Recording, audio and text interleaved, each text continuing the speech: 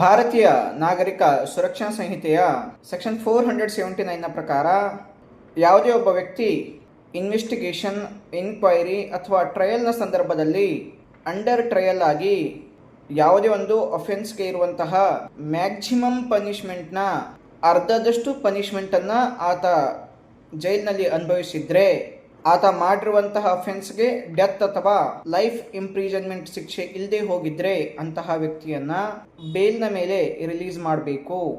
ಒಂದು ವೇಳೆ ಆ ವ್ಯಕ್ತಿ ಫಸ್ಟ್ ಟೈಮ್ ಅಫೆಂಡರ್ ಆಗಿದ್ರೆ ಆತ 1/3 ಪನಿಷ್ಮೆಂಟನ್ನು ಅನುಭವಿಸಿದ್ರು ಕೂಡ ಆತನಿಗೆ ಬೇಲ್ನ ಮೇಲೆ ರಿಲೀಸ್ ಮಾಡಬೇಕು.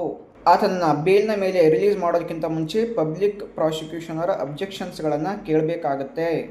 ಒಂದು ವೇಳೆ ಆ ವ್ಯಕ್ತಿ ಯಾವ ಅಫೆನ್ಸ್ಗೆ ಆತ ಅಂಡರ್ ಟ್ರಯಲ್ ಇರ್ತಾನೋ ಆ ಒಂದು ಅಫೆನ್ಸ್ನ ಮ್ಯಾಕ್ಸಿಮಮ್ ಪನಿಷ್ಮೆಂಟನ್ನು ಪೂರ್ತಿಯಾಗಿ ಅನುಭವಿಸಿದ್ರೆ ಅಂತಹ ವ್ಯಕ್ತಿಯನ್ನು ಅಕ್ವಿಟ್ ಮಾಡಬೇಕಾಗತ್ತೆ, ಬಿಡುಗಡೆ ಮಾಡಬೇಕಾಗತ್ತೆ.